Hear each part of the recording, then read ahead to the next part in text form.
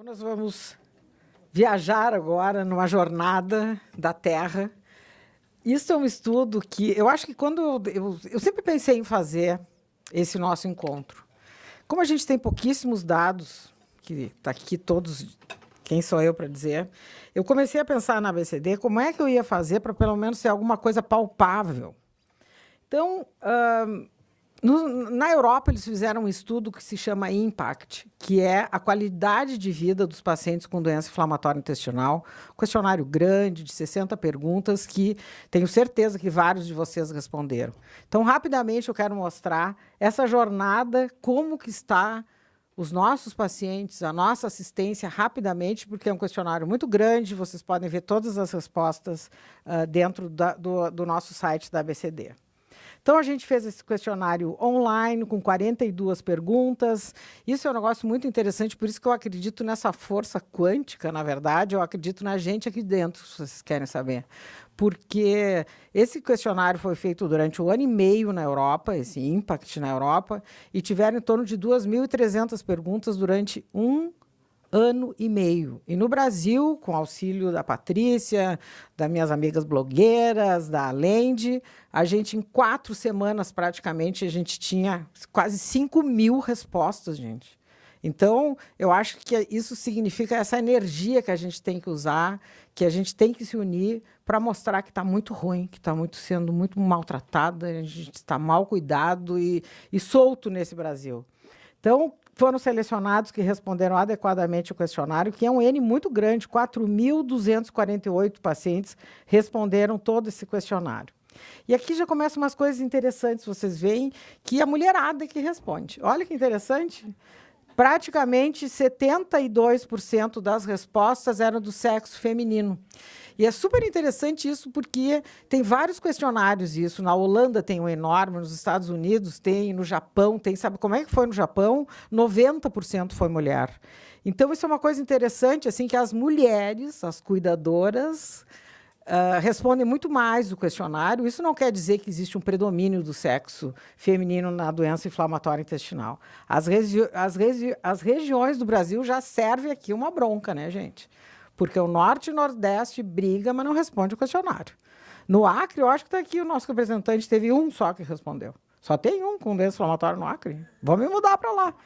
Então, isso é uma coisa que vocês veem que, quando a gente mobiliza, pede para responder esse questionário, insiste que é importante a gente ter um mínimo dado disso, mas daí todo mundo quer ficar em casa e não responde. Eu sempre digo que reclamar é uma barbada. Reclamar, mas agora a gente acordar e decidir, olha, que eu vou mudar, eu vou fazer as coisas melhorarem, eu acho que é super importante. Então, o Sul e o Sudeste foram os que mais responderam. A incidência foi muito parecida, um pouquinho de predomínio de doença de Crohn, mas isso são dados estatísticos, isso não quer dizer que tem mais Crohn, menos Crohn. E vocês veem a faixa etária, como os estudos mostram, entre 25 e 54 anos de idade. Isso a gente já começa a pensar, puxa, uma faixa etária de superatividade, de plano, de carreira, de vida, de casamento, e daqui a pouco chega essa doença que nos atrapalha essa nossa jornada. Então, eu acho que é assim, Columbano, que fica a cabeça, né? Que é essa medicina quântica, e a gente fica com esse pensamento e esses problemaços que a gente tem, como já foi dito aqui, mas certamente vocês veem que metade dos pacientes vão 3, 4 vezes em serviço de emergência, atrás de um diagnóstico, com dor, com distensão, e saem rotulados de uma outra doença. Isso é nervosismo, isso é verminose, isso é da banana, está tomando muita Coca-Cola. Então, os pacientes buscam com quadros e demoram muito o diagnóstico final. Vocês veem que isso 12% demorou 3 anos para o diagnóstico, passando em vários serviços, em vários colegas, em vários lugares, até ter o diagnóstico definitivo. A gente precisa mudar esse cenário. Como? Todo mundo trabalhando junto. Todo mundo trabalhando junto. Vamos ensinar, gente. Vamos liberar para as UPPs formulários de atendimentos, protocolos iniciais de atendimento. Hoje a gente tem marcador fecal, que já dá uma pista da doença. E o tratamento, 40% dos pacientes têm uma enorme dificuldade de conseguir. Eu acho que isso é mais. Eu acho que os respondedores desse questionário, interessante, a maioria tinha plano de saúde. O SUS mesmo foram os que menos responderam esse questionário. Então, 40% tem dificuldade em agendar uma consulta e a grande maioria, como eu tenho certeza que todos que estão aqui dentro, adorariam que no Brasil tivessem clínicas multidisciplinares. Por que isso? Porque a gente sabe que a doença inflamatória intestinal é um contexto. Temos pacientes com muita dor articular, uma ajuda no reumato, manifestação ocular, uma ajuda no oftalmo, manifestações nutricionais, desnutrição, fica fácil dizer, cuide com as fibras. Então, uma orientação nutricional, um apoio emocional, psicólogos, enfermeiras de ostomias, enfermeiras para o primeiro atendimento, equipe médica treinada, multidisciplinar. Olha que beleza a gente conseguir fazer isso em alguns polos do Brasil. E dá, gente, e dá. Vamos começar a brigar por isso. E os períodos de remissão, interessante isso, que a maioria, isso questionário, outro Impact na Europa foi exatamente igual. Os pacientes, mesmo estando em remissão, o sintoma principal é cansaço e fadiga. Cansaço e fadiga. Doutora, eu já acordo exausta. E 77% dos pacientes que responderam estão sempre preocupados quando vão ter a próxima crise. Isso é muito ruim. Vocês veem aqui gente que veio para o evento e teve que sair. Isso não estava previsto, isso. Isso dá uma enorme insegurança de viver e conviver com esse inesperado de uma crise, de uma dor. Então, isso a gente precisa se munir no Brasil de postos de atendimento adequado, de médicos treinados, nutricionistas, psicólogos, enfermeiras. Vocês veem como isso ia ser muito mais fácil da gente diluir esse enorme problema. E os pacientes que responderam, 20% estavam em crises na hora da resposta. Isso é interessante, metade dos pacientes mudam a rotina. Mudam. Olha aqui, eu parei de estudar porque não dava, parei de trabalhar porque eu não conseguia sair às 8 horas da manhã de casa, tranquei a faculdade de noite porque eu fico exausto. Financeiramente, a vida fica abalada também, porque aquelas 12 horas, que é loucura nossa de trabalhar, não consegue, é uma carga horária impossível de cumprir. Sofre o bullying no trabalho, vai trabalhar, mas que isso, vai no banheiro de novo? Esse cara está mentindo que tem isso. Eu fico louca com essas histórias. E isso a gente tem que mostrar que acontece dentro do Brasil inteiro, fora do Brasil também acontece. E dos pacientes, vocês veem que metade deles entrevistados impede a pessoa de ter a sua vida plena, desenvolver todo o seu potencial, e a sua vontade vai dando uma tristeza, um isolamento e uma vontade de desistir. É isso que a gente tem que lutar, é isso que a gente tem que mostrar e vencer essa etapa inicial, porque eu acredito que tudo dá.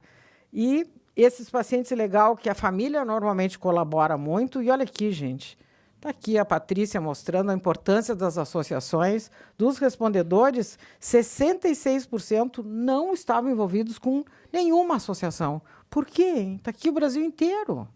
Também não dá para a gente bater na porta das pessoas e chamar. Então, eu acho que a gente está fazendo esse super movimento e vamos ver se a gente consegue chamar muito mais gente, porque tem associação agora no Brasil inteiro. Acesso aos profissionais de saúde, como já foi falado, é a nossa realidade. É muito difícil.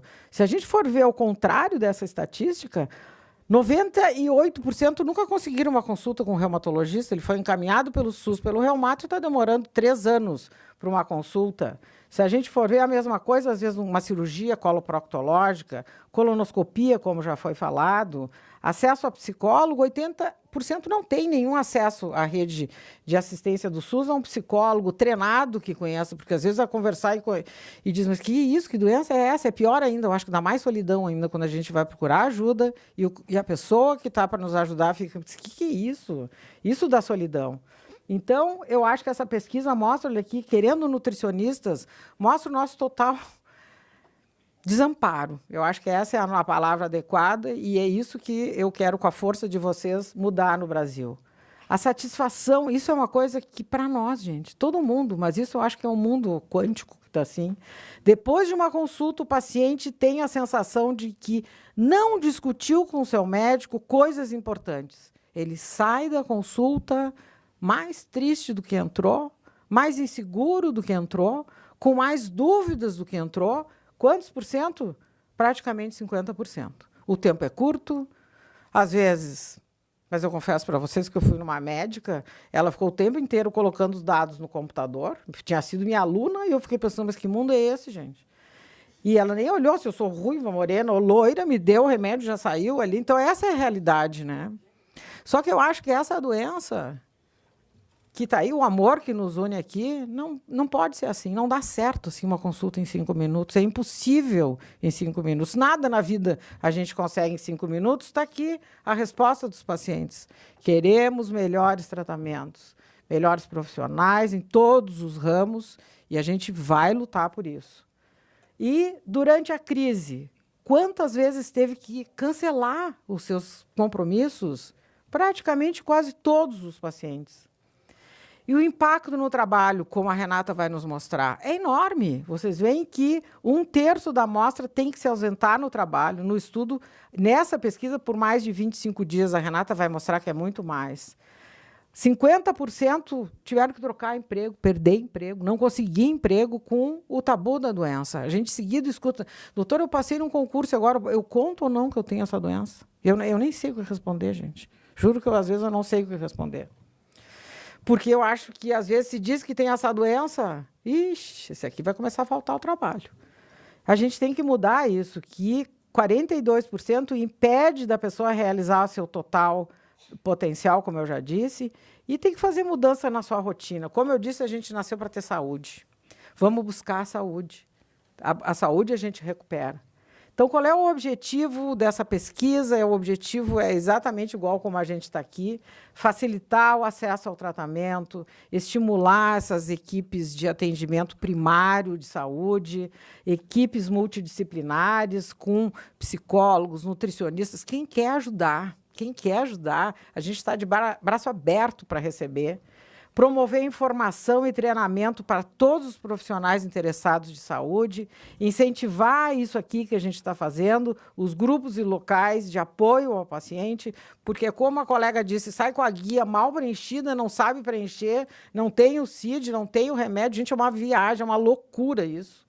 E fortalecer a presença das associações. A Patrícia, a Júlia, a Lendi, eu vou dando esses nomes que são minhas parceiríssimas dessa jornada, sabem bem o quanto eu sou a maior incentivadora disso. O Brasil é enorme e, se cada um fizer a sua parte, está aqui a energia quântica que o Columbano tanto falou, vai sair de dentro dessa sala aqui. E eu acho que a gente vai conseguir muita coisa com essa única força que se chama a força do amor. Muito obrigada.